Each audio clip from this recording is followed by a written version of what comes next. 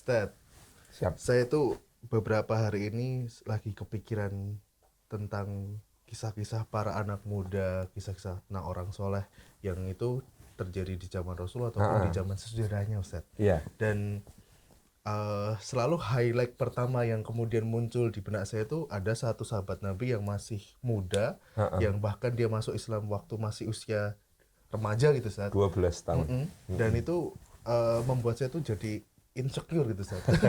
Kok bisa anak muda ini bisa kemudian sehebat itu, bahkan kemudian dia dikenal juga punya doanya sangat mustajab, dan dia seorang yang benar-benar inspirator lah buat anak muda. Nah ini boleh diceritakan lebih lanjut ya, Ustaz? Oke, karena kita masuki bulan Ramadan, di dalam series kita kali ini kita membahas para kekasih Allah, orang-orang soleh dan kisah-kisah mereka. Dan kita memulai dengan seorang sahabat yang diakui sebagai wali atau kekasih Allah oleh para sahabat yang lain. Dan salah satu yang paling menonjol dari beliau, ya kita perkenalkan, namanya Sa'ad bin Abi Waqqas, itu adalah doa-doanya yang mustajab. Sampai konon pada zamannya, kalau beliau berdoa, itu sahabat-sahabat yang lain takut ya, takut didoain buruk gitu. Ya, takut kalau sampai-sampai doanya Sa'ad bin Abi Waqqas tentang mereka itu doa keburukan, kemudian mereka tertimpa bala karena doanya Sa'ad bin Abi Waqqas. Serem juga. Contohnya itu Marwan bin Hakam. Marwan bin Hakam itu besannya Muawiyah bin Abi Sufyan, sekaligus Marwan bin Hakam itu kakeknya Umar bin Abdul Aziz. Itu sahabat Nabi SAW, meskipun dia masuk Islam setelah Fathu Makkah akhir-akhir gitu ya. Nah, Marwan bin Hakam itu satu hari ketika beliau menjadi khalifah berkuasa itu mengatakan, ini harta negara ini adalah harta kami, Bani Umayyah. Terserah kepada kami mau diberikan kepada siapa. Gitu ya. Lalu Sa'ad bin Abi Waqqas berdiri dan mengatakan, kalau begitu aku akan berdoa kepada Allah. Wah, ini udah langsung kalimat Marwan teror bin Hakam itu langsung kemudian loncat dari mimbar, turun dan memeluk Sa'ad bin Abi Waqqas mengatakan, jangan wahai Abu Ishaq, jangan berdoa. Demi Allah, ini hartanya Allah dan akan kita bagi sesuai dengan aturan dari Allah. Jadi zaman itu kalau mau memberi masukan atau kritik sama penguasa, tinggal Sa'ad bin Abi Waqqas berdiri lalu mengatakan, aku akan berdoa kepada Allah. Udah, penguasanya aja takut gitu ya. Jadi jangan sampai ngangkat tangan buat berdoa ya, Tat ya. Sangat-sangat berbahaya kalau sudah Sa'ad bin Abi Waqqas itu mengangkat tangan. Maka memang keutamaan Sa'ad bin Abi Waqqas itu sudah dimulai sejak awal masuk Islam.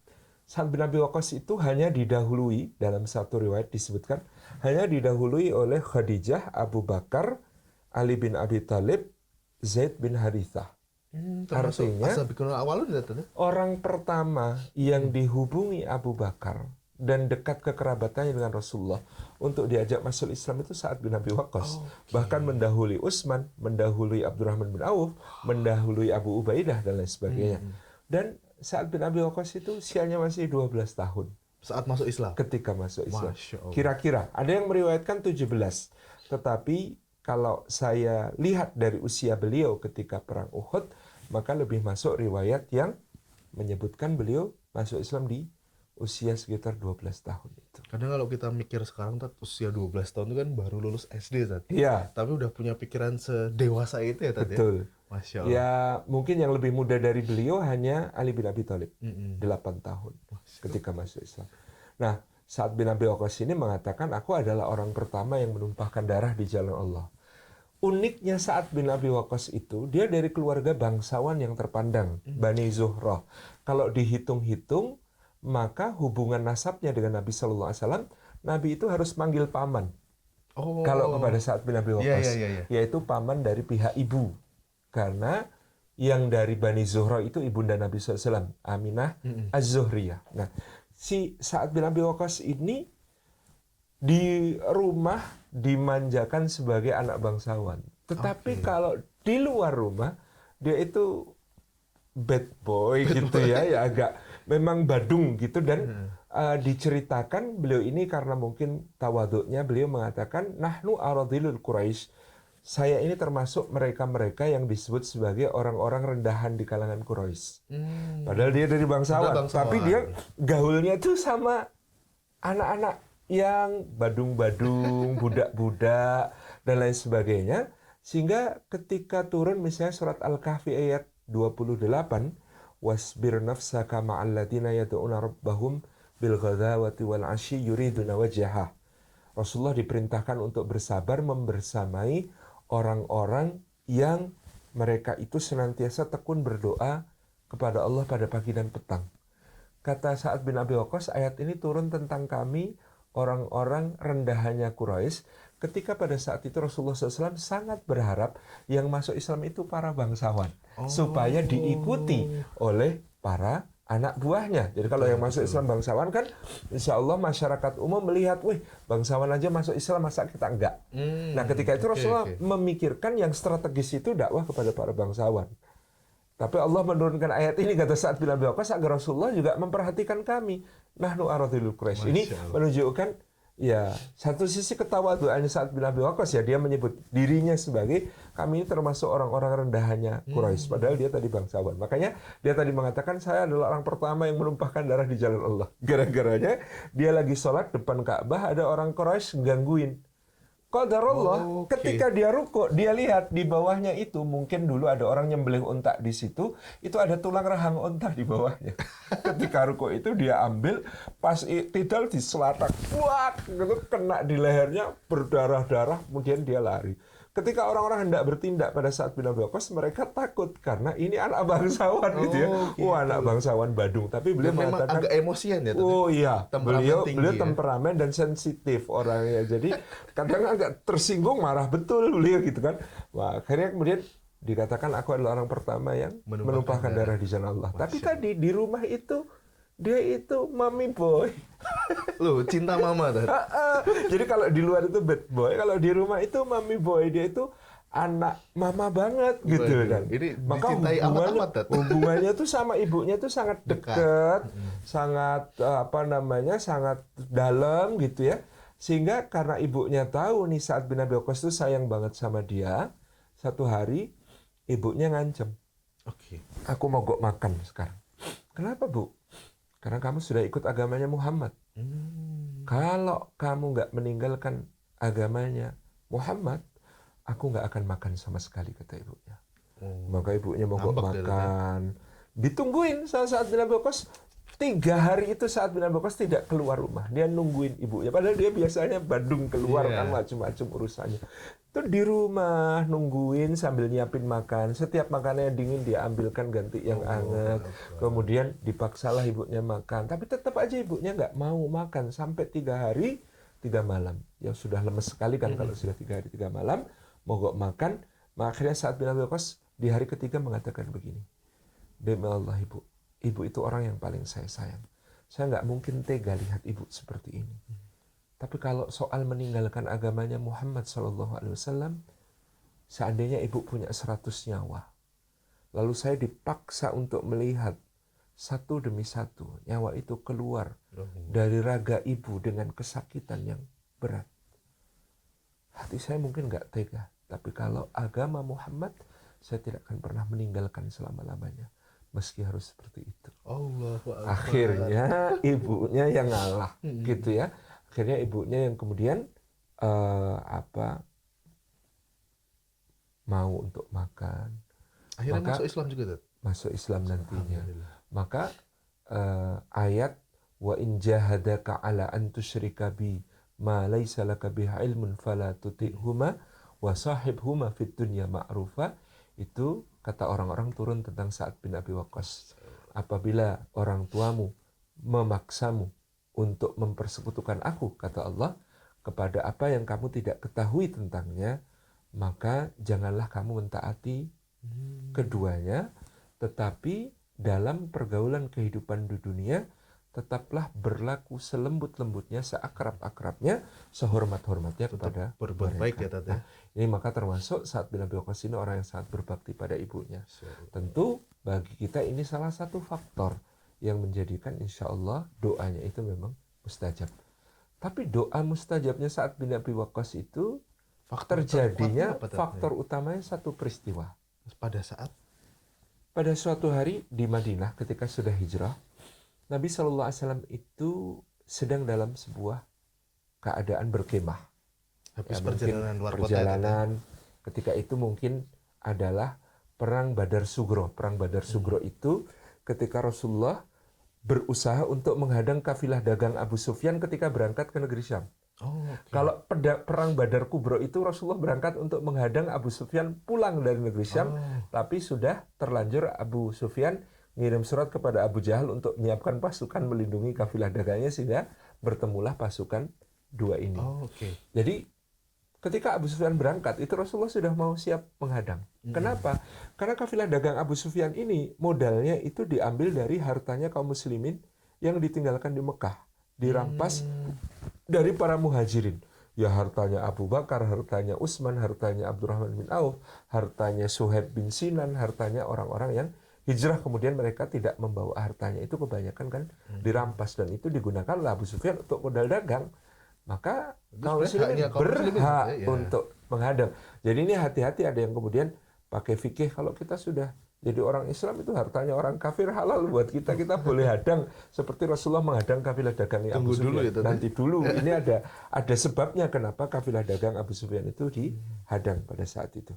Nah, kemudian pada saat itu malam-malam Rasulullah tuh mengatakan, adakah orang soleh yang akan menjagai kemah kami pada malam ini? Langsung Sa'ad bin Abi Waqqas beri saya, ya Rasulullah, insyaallah. Nah, Rasulullah itu kalau minta dijagai bukan karena beliau takut atau karena beliau pengecut, karena Sa'ad bin Abi Waqqas pernah cerita sendiri, saya pernah menjagai Rasulullah, ketika itu kami mendengar suara yang mengerikan dari arah luar kota Madinah. Waktu itu menjelang perang Ahzab, menjelang perang Khandaq, jadi dikhawatirkan pasukan musuh akan datang. Nah, ketika kami mencoba untuk menyelidiki dengan takut-takut ke arah sumber suara itu, ternyata Rasulullah sudah muncul dari arah datangnya suara dan mengatakan, tenang, ini cuma suara angin, aku sudah periksa. Berarti udah duluan pergi. Duluan Rasulullah yang ngecek gitu ya, dibandingkan para sahabat yang berjaga. Nah, Rasulullah dijagai malam itu. Nah, yang menarik dari Sa'ad bin Abi Waqqas, dia penuh inisiatif. Anak muda nih, Tat. Ya. Khas anak muda. Kalau kita kan kadang disuruh jagain, ya sudah jagain aja gitu ya. Sesuai SOP. Sa'ad bin Abi Waqqas berpikir nanti malam Rasulullah pasti qiyamul lail. Kalau qiyamul lail perlu air wudhu. Kalau begitu saya siapkan air wudhu. Maka dia ngambil bejana, dia isi air, dia siapkan di depan kemah. Ketika betul tengah malam Rasulullah mau sholat malam, Sa'ad bin Abi Waqqas mengatakan, silahkan ya Rasulullah, kalau mau air wudhu ini sudah saya siapkan. Maka Rasulullah senang sekali mengatakan, wahai Sa'ad, ketika habis wudhu itu beliau bertanya, apa yang kau minta? Akan kudoakan untukmu. Ini. Kamu mau minta apa, akan aku doakan untukmu. Sa'ad bin Abi Waqqas itu cerdas. Kalau kita kan kalau ditanya mau didoakan apa sama Rasulullah, paling kan minta, doakan Rasulullah supaya saya masuk surga. Doakan supaya saya nanti di surga dekat denganmu, bersama denganmu. Kan gitu ya kita. Yang straight. Rasulullah SAW itu menawarkan begitu pada Sa'ad. Jawaban Sa'ad itu extraordinary.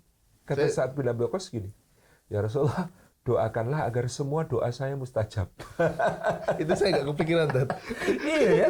Jadi kita kadang nggak kepikiran. Doakan agar semua doa saya mustajab. Berarti kalau satu doa Rasulullah ini dikabulkan Allah, semua doa-doanya Sa'ad bin Abi Waqqas dikabulkan sama Allah. Bisa dibilang kayak setara Rasulullah ya, doa-doa. Ya, karena dia shortcut kepada hal yang paling strategis. Kalau doanya Rasulullah dikabulkan, doanya pasti nanti akan dikabulkan. Betul.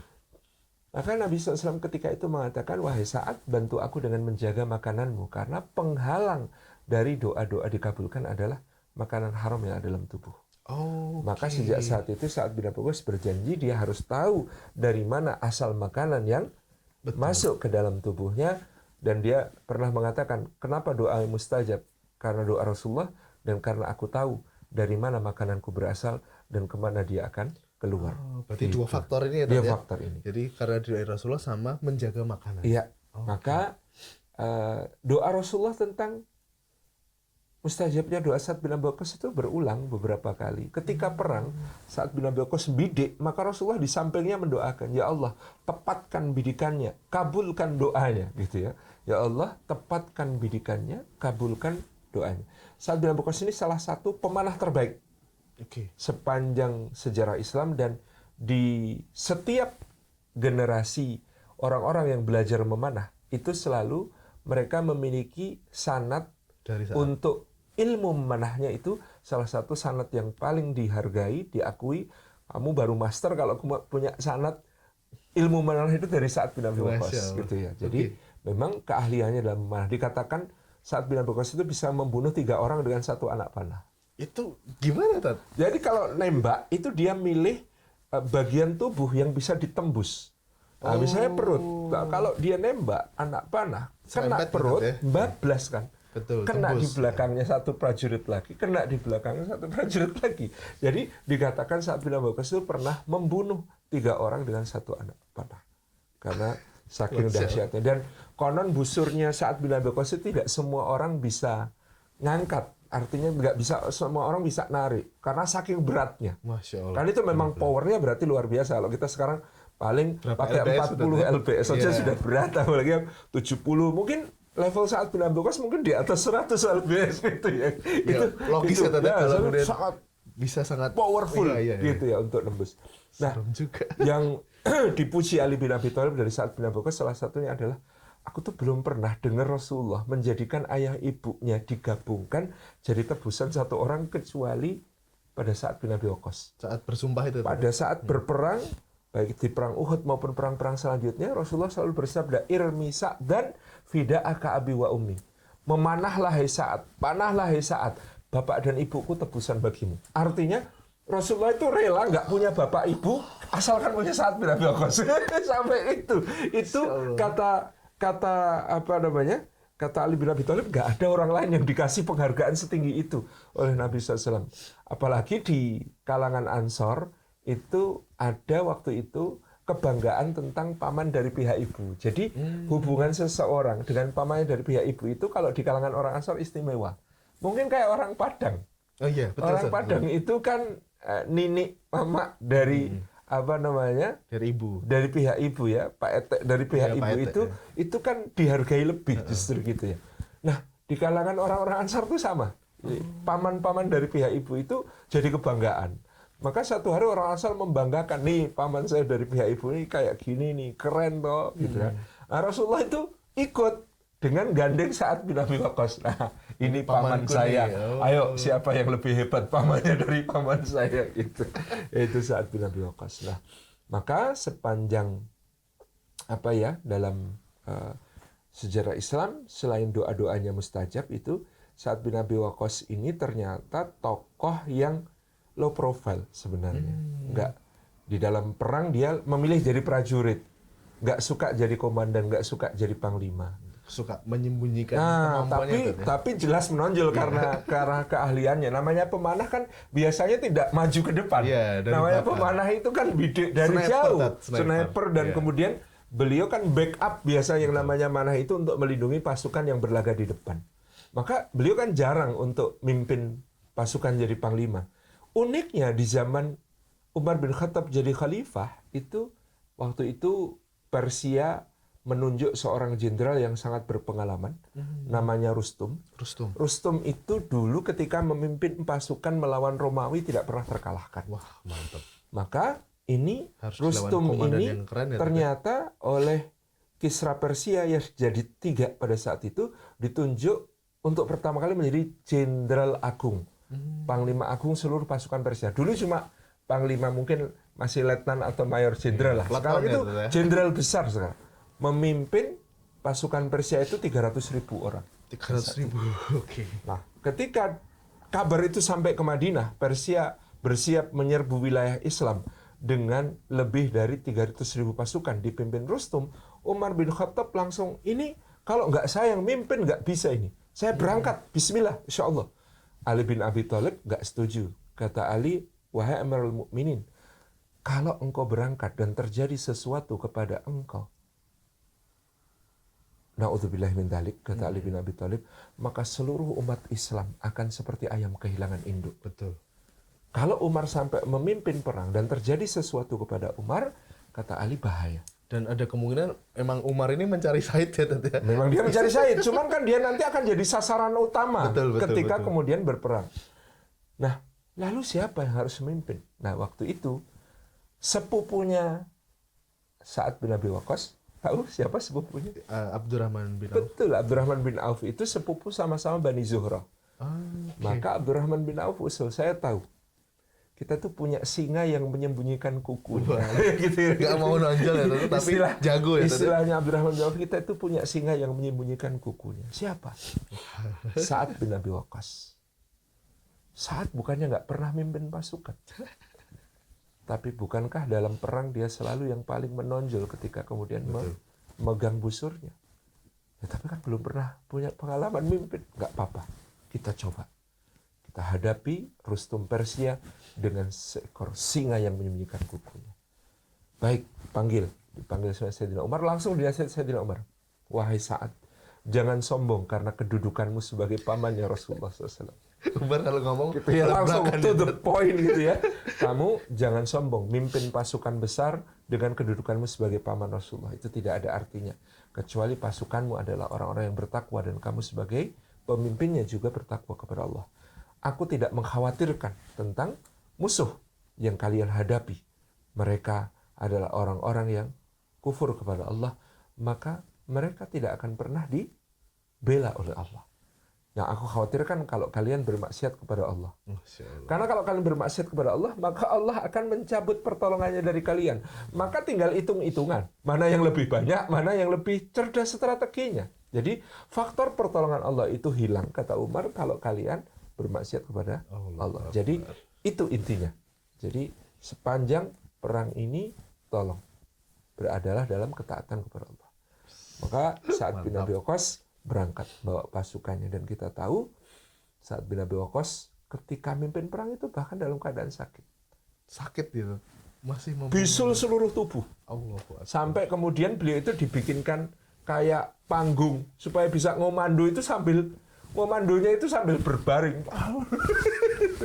Saking luar biasa. Macam tandu kali ya. Iya, tapi Rustum ketika mengetahui Sa'ad bin Abi Waqqas, Mughirah bin Syu'bah, sampai Ribi' bin Amir, itu ya, dari panglima-panglima sampai pasukannya yang paling bawah, ini ternyata visi misinya sama. Kompak. Maka langsung dia bagi pasukannya. 150.000 menghadapi 30.000 pasukan Sa'ad, 150.000 dia kirim ke ibu kota untuk jaga ibu kota. Karena dia sudah tahu. Pasukan ini nggak bisa dibendung, cuma bisa kita tahan sementara. Masya Allah. Nah, akhirnya kemudian Sa'ad bin Abi Waqqas berhasil ya sampai ke Madain, ibu kota. Ibu kotanya. Dan kemudian yang Umar bin Khattab sampai meneteskan air mata karena luar biasanya Sa'ad bin Abi Waqqas.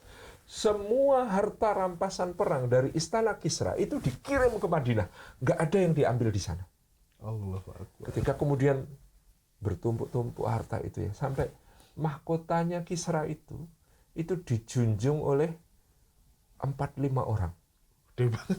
Karena berat. Dia emas full, bertatahkan berbagai macam berlian dari berbagai wilayah kekuasaannya, permata, batu mulia yang warna hijau, warna biru, warna merah, warna bening, gemerlapan gitu ya. Ini kan pertanyaan dulu makanya gimana? Jadi di istana Kisra itu, di atas singgasana mahkota itu dipasang, kemudian diikat pakai 3 rantai emas ke 3 arah. Jadi bukan mahkotanya dipakai ke orang, orangnya yang masang kepala ke mahkota. Gitu. Sampai begitu. Sampai begitu karena beratnya mahkota itu. Dan itulah mahkota Kisra yang luar biasa. Belum lagi ketika itu konon 30.000 pasukan Sa'ad bin Abi Waqqas itu oleh Umar kemudian dibagi permadani dari istana Kisra. Yang permadani itu tebalnya setebal orang berbaring. Oke. Dan kata Umar ini untuk menghinakan kemewahan yang semacam ini, oleh Umar itu kemudian dibagi-bagi, setiap orang rata-rata dapat seukuran sajadah. Wah, Padahal ada 30.000 pasukan. 30.000 pasukan. Allah Akbar. Itu istananya Kisra itu kayak apa gitu ya, begitu. Nah kata Umar bin Khattab, ini pasukan ini kok amanah sekali. Semua dikirimkan ke kita, mereka tidak mengambilnya dan tidak berebutan atasnya. Kata Ali bin Abi Thalib, itu karena Anda. Karena Anda tidak punya keinginan sedikit pun pada harta dunia ini. Seandainya Anda serakah, tamak sedikit saja tentang hartanya Kisra ini, maka pasukan Anda akan saling bunuh untuk memperebutkannya. Ya Allah. Nah, ketika itu Umar menangis mengatakan, ini pasti bukan kebaikan. Kok bukan kebaikan gimana? Sebanyak ini harta untuk kaum muslimin Anda bilang bukan kebaikan. Kata Umar, Abu Bakar lebih baik dariku, Rasulullah lebih baik daripada kami. Kalau ini kebaikan, harusnya yang berhak ini Rasulullah. Masya Allah. Bukan saya, gitu ya kata Umar. Kalau ini memang kebaikan, tapi kalau ini datang pada masa saya khawatir setelah saya, dia akan menjadi fitnah-fitnah di kalangan umat Islam. Dan betul pasca Umar kan yang namanya fitnah harta itu luar biasa di kalangan umat. Nah, kembali kepada Sa'ad bin Abi Waqqas, doa-doanya itu Masya Allah memang mustajab. Tadi di masa Umar kan saat itu dijadikan gubernur Kufah. Nah ketika dia jadi gubernur Kufah ini banyak riwayat, karena rakyatnya itu kan bekas rakyat Persia yang dulu dia taklukkan. Tentu rakyatnya ini jadi orang seneng kalau Sa'ad bin Abi Waqqas gitu ya. Ketika dia jadi gubernur itu, pernah dia diadukan kepada Sayyidina Umar. Ini gubernur Anda ini, Tidak becus gubernur itu. Kufah, nggak becus mimpin, nggak becus sholat, nggak menyertai pasukan jihad, bagi harta nggak adil. Dendam kayaknya tadi. Nah, Umar kan Nggak mungkin saat kayak gitu. prasangka baik saya kepada Sa'ad nggak mungkin begitu. Akhirnya Umar inspeksi langsung. Datang ke Kufah. Datang ke Kufah, datang ke tiap masjid. Pendapat kalian tentang gubernur kalian Sa'ad bin Abi Waqqas semua baik. Kecuali di satu masjid. Ada orang di satu masjid itu berdiri mengatakan namanya itu Abu Sa'adah, Bapak Kebahagiaan. Jadi namanya begitu. Itu masjidnya disebut Masjid Bani Abbas. Bani Abbas namanya.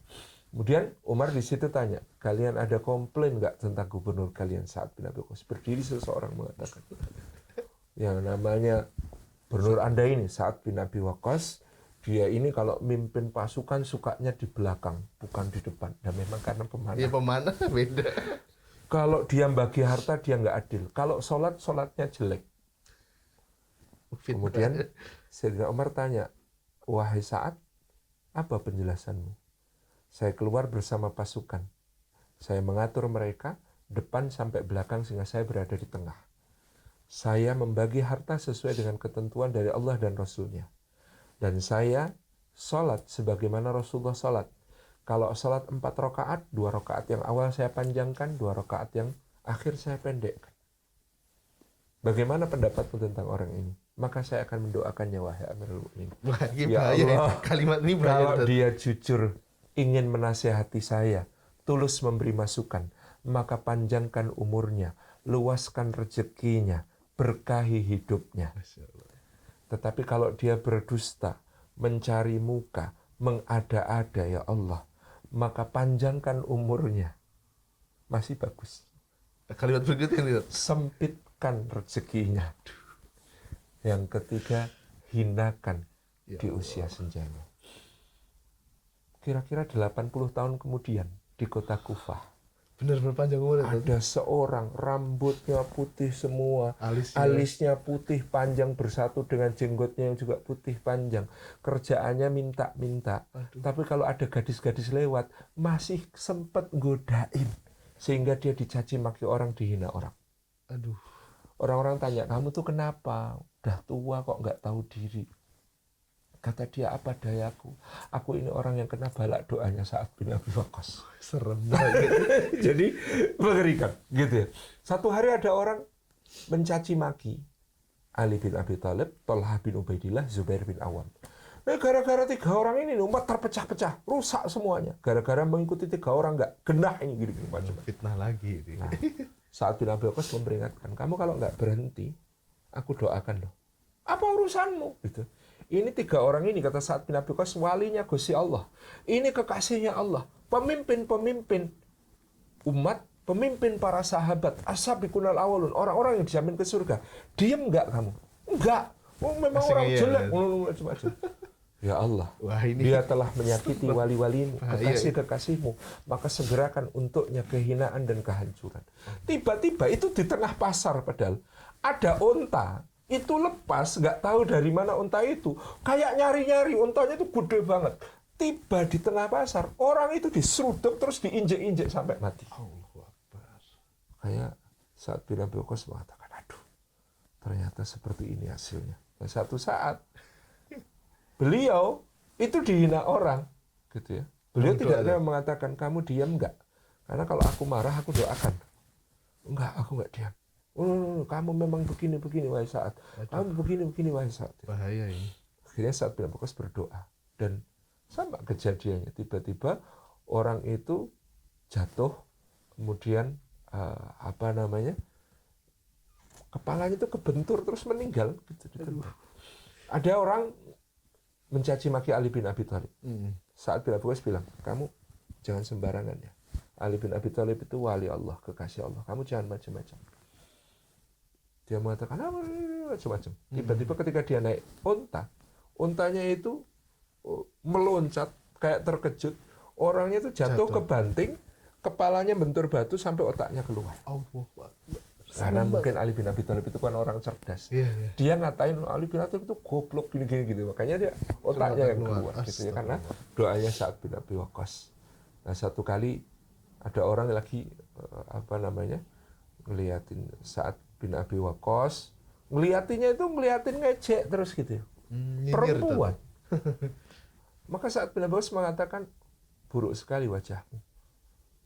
Akhirnya tuh mukanya tuh kayak kepuntir, nggak bisa balik. Allah. Akhirnya setelah itu Sa'ad bin Abi Waqqas mengatakan, mulai hari ini aku nggak akan mendoakan jelek untuk orang gara-gara diriku.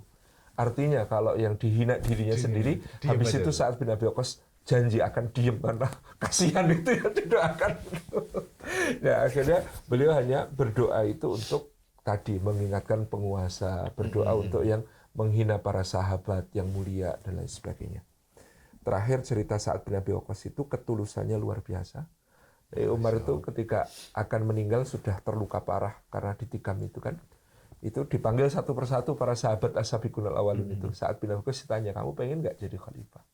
Sa'ad bilang, enggak. Saya nggak bisa kok. Hei Sa'ad, kamu tuh kalau ngalahkan sebuah kekaisaran, kamu hebat. Tapi kalau mimpin desa, anak buahmu banyak protes ya. Kamu tuh mimpin desa kacau. Iya, makanya saya nggak bernafsu jadi khalifah. Nggak pengen, kata Sa'ad bin Abi Waqqas. Maka justru karena itu, Umar itu nyebut nama. Kalau yang terpilih Sa'ad bin Abi Waqqas, maka hendaklah dia didukung. Kalau yang terpilih bukan Sa'ad bin Abi Waqqas, hendaklah dia selalu minta pertimbangan Sa'ad di dalam hidup. Itu wasiatnya Umar. Makanya bukti bahwa Sa'ad bin Abi Waqqas itu tulus sampai akhir nggak pengen jadi khalifah ketika Ali bin Abi Thalib meninggal. Muawiyah kan langsung proklamasi saya khalifah. Ali sudah meninggal sekarang. Ketika itu ada keponakannya bilang sama Sa'ad bin Abi Waqqas, paman, di belakang saya ada 100.000 pedang.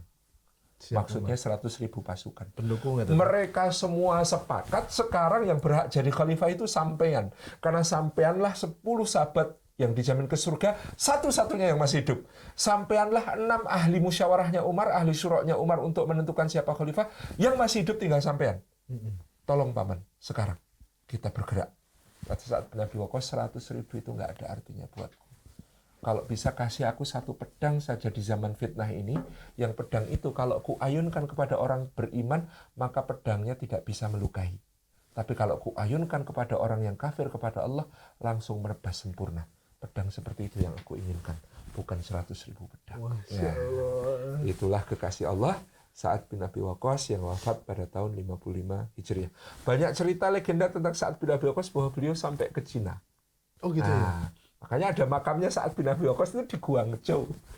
Di satu kota pelabuhan. Nah, jadi dispute ya, masih diragukan para sejarah apakah Sa'ad bin Abi Waqqas sampai di situ betulan ataukah itu salah satu muridnya. Tetapi memang Sa'ad bin Abi Waqqas itu di masa Utsman bin Affan. Dari mulai masa Utsman bin Affan itu berkelana berdakwah. Banyak berkelana berdakwah. Tapi yang kita yakini makam Sa'ad bin Abi Waqqas ada di Baqi. Ya, wafat tahun 55 Hijriah di usia 80 tahun lebih dan beliau di kuburkannya itu dibagi, bukan di Guangzhou. Cina.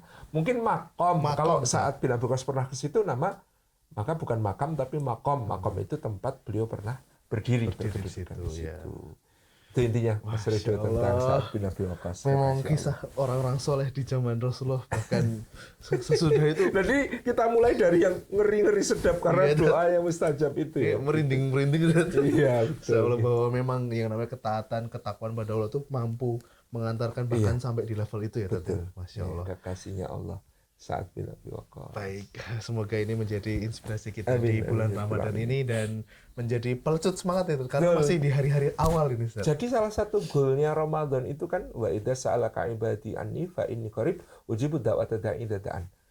Supaya doa kita mustajab. Wah. Surat Al-Baqarah ayat 186 itu mengajak kita puasa ini salah satu goalnya menjadi orang yang doanya mustajab. Masya Allah. Saat bin Abi Waqqas teladan kita. Baik teman-teman semua yang dirahmati Allah, semoga ini menjadi pelecut semangat kita untuk memulai Ramadan kita dengan sebaik-baiknya agar kita termasuk orang-orang yang nanti doanya mustajab. Amin. Insya Allah. Baik Ustaz, kita lanjutkan di kesempatan Insya berikutnya. Allah. Terima kasih. Assalamualaikum warahmatullahi wabarakatuh. Waalaikumsalam warahmatullahi wabarakatuh.